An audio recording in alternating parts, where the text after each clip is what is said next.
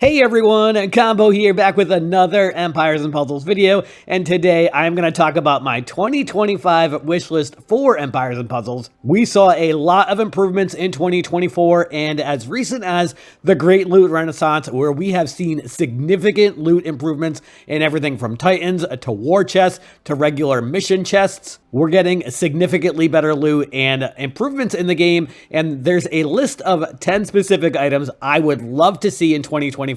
Many of these are things that a lot of you have suggested on the forum. I've suggested a couple of them on the forum, and I think that all of these things would be great additions to the game, and I'm not going to gripe about better pull rights or better boards in war or anything like that. I'm talking about regular systematic things that could make the game better. Real quick though, if you do enjoy this video or find it helpful, hit that like button and make sure you're subscribed to my channel so you can see my future videos. All right, so starting out at number 10, I've got make visible the teams that attacked us in war. How many times have you set the best war defense that you felt like that you could set, and then all of a sudden you got one shot killed 4 times and you have no idea why? Obviously, a lot of that has to do with who attacks you. So if you are one of the top tier defenses in your alliance, then more than likely the top tier players of the other alliance are likely going to be challenging you. So obviously that's a factor, but sometimes people just get lucky, and I want to know when that happens. It is already coded in the game where we can see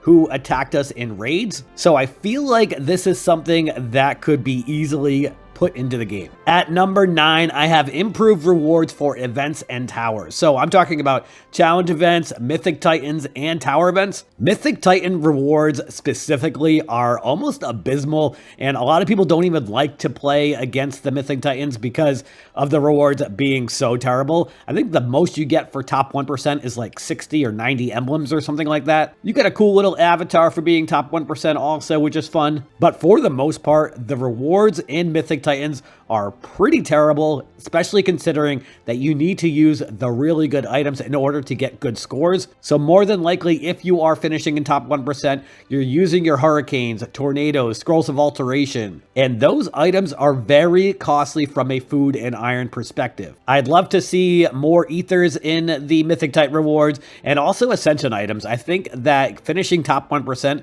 should get you ascension items. For challenge events, right now you get a 4-star ascension item if you finish in the top 1,000 in the rare section, if you finish in the top 500 in the epic section, and then in the top 100 for the legendary section. Finishing top 100 in legendary, in my opinion, is very hard to do. I feel like they need to either change the top 1,000 rewards for legendary and some of the other categories, or just make it similar to other events like the Mythic Titans or the raid tournaments where the top 1% gets a certain reward. I do like the fact that challenge events, you get a very specific reward. So either you get rings or darts or a Damascus blade or something like that. It isn't a chance to get one of those items. So that is pretty cool, but I still feel like with where the game is going and the easier access for ascension items, I feel like they should make it so that challenge events, a larger number of people get those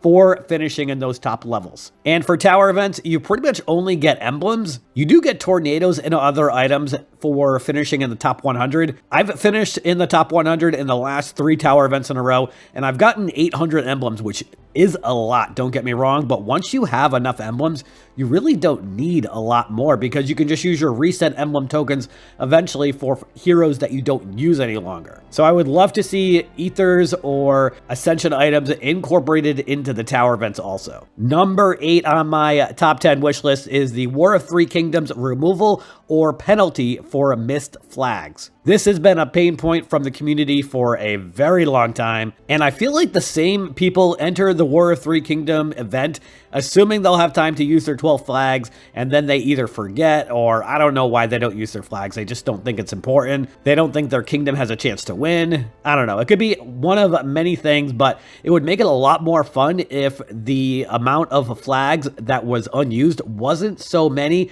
and if there was some sort of penalty or removal, then that could fix that. Even if it was just one War of Three Kingdoms event, I feel like that would have a big impact on the amount of missed flags in the War of Three Kingdom event. And they could scale it too. I mean, maybe it's I don't know, 3 or less flags or 6 or less flags, then you are banned from one of the next War of Three Kingdoms events. And if you missed all 12, then you have to miss 2 or maybe even 3. I don't know. Whatever it is, I don't care. They just need to implement something for the people that keep on missing War of Three Kingdoms flags. Number 7 on my wish list is magic sticks and ninja troops being available in the legendary troop portal. Realistically, they should be available in every portal that you can use the epic troop tokens. Those featured tower troops are not nearly as important as they once were now that we have legendary troops in the game. So I feel like this is a small ask and something that the community would enjoy a lot so that we can have access to these different types of troops. You could even put them into that, I think it's level 9 in the Hero Academy, where you can convert an epic troop. Nobody uses that because you're just getting other epic troops. So like I said, I feel like this is a small ask and something that would make people happier. A lot of us have 200, 300, 400 epic troop tokens because we haven't seen a tower event where the troops in them had a higher mana increase up to the 20%. It's just the sticks and magic troops that give you that potential to get up to 20% mana increase. So please make that change into the game. Number 6 on my wish list is Monster Island. Empires and Puzzles has been teasing at this for so long. We finally got it back, I think 2 times last year, and it was a lot of fun. Almost everybody that I talked to said their alliance had a lot of fun with it. My alliance that I'm in a family alliance where we have 10 alliances in our family right now, and everybody had a blast with it. It's like the ultimate team building type of event for Empires and Puzzles. It's coded in the game. They said it was going to come back, I think it was in September, and then it just didn't come back. They gave us the portal, but not the actual event. And we want Monster Island back. It's a lot of fun. Bring it back, please. Number 5 on my wish list is less new heroes and more new costumes. So with the amount of new heroes that come into the game, whether you are free to play or cheap to play, it's going to make you feel like you're falling behind because of all these new heroes that are coming into the game. You feel like you have to keep up. And then when you do pull a hero, you probably don't have the essential materials to actually get them to where they need to be quick enough for you to be able to compete, which is where the costumes come into play, because a lot of people who have been around for 5, 6, 7 years for this game have a lot of older heroes. And if we could get more costumes in the game, that would make it much easier for those heroes that are outdated without the costume to be more relevant in the game. I love the fact that we have the Outfitter event. I feel like that definitely is helping a lot of free-to-play and cheap-to-play players. But if we could get even more costumes in the game, that would be a game changer. Number 4 on my list is Friendly Attack with War Rules. I suggested this years ago. Every time I go in the forum, I feel like somebody else suggests this. This seems like something that would be so easy for the game to code and something that a lot of alliances would utilize. Number 3 on my wish list is Hero Academy update. With the evolution of Empires and Puzzles, Hero Academy needs a huge update. Most people use the Hero Academy for troop feeders, for the trainer heroes at level 7, and then a lot of people still use level 10 where you can retrain a 5-star hero into a different 5-star hero, but you only can do that once every 2 weeks. And most of the time, the heroes that you get from that are not very good, and you don't get their costume. So what I would like to see is less time on the level 10 Hero Academy and a guaranteed costume for any hero that has one. I would even be okay if the costume didn't come with the hero, if it was newer than 18 months, similar to the Outfitter event. I feel like that would be a good way to streamline what that looks like from a costume perspective, but we need a serious update in Hero Academy. And if they could add the ability to convert a legendary troop into a different legendary troop, that would be a huge win as well, and something that we would love to see. In fact, converting legendary troops into other legendary troops is going to have its own number 2 on my wish list because it's that big of a deal in my opinion. They could do this in so many ways. They could add it into the Hero Academy. They could add it into the barracks. Right now, they've already got the troop conversion in there. They could easily add it in where you could convert a unleveled legendary troop into a different legendary troop. It could even be the same color. That would be totally okay. I would even be okay if they kept the once every 30 days thing like they have right now, where you can convert epic level troops that are between level 26, I think it starts out at, and then it goes up to level 30 as you convert 2 troops of each requirement. So after you do 2 26s, you have to go up to 27. After you do 2 level 27s, you go up to level 28, etc., etc.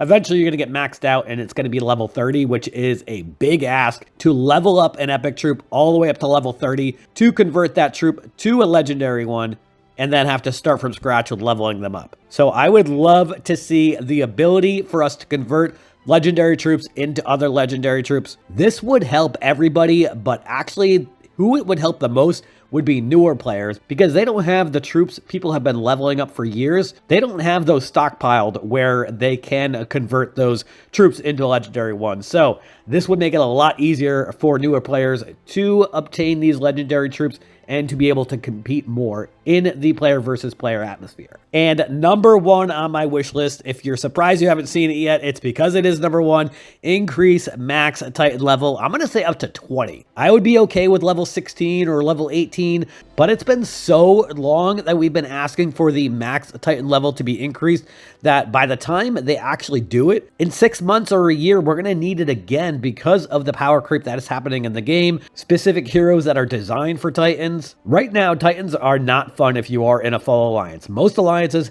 have a 200k or 300k cap. It makes it so that you have to hold back on Titan. Nobody wants to hold back on the Titan. A lot of people consider that to be one of the most fun parts of the game because it's not player versus player, and it's something you can control a little bit more. So I am asking for us to go from where we are right now at 14-star Titans all the way up to 20-star Titans. Again, I'd be happy if we got 16 or 17-star Titans, or even 18-star Titans would be great, but I really think with how the game has evolved over the last several years, we should be up to 20-star Titans. Let me know what you think of my top 10 wish list for 2025, and let me know if there's anything else you guys want to see in the game. I'd love to hear what suggestions you guys have for the game, but that is going to do it for today's video. I hope you did enjoy it or found it helpful, and if you did, hit that like button, make sure you're subbed to my channel, and I'll catch you guys next time.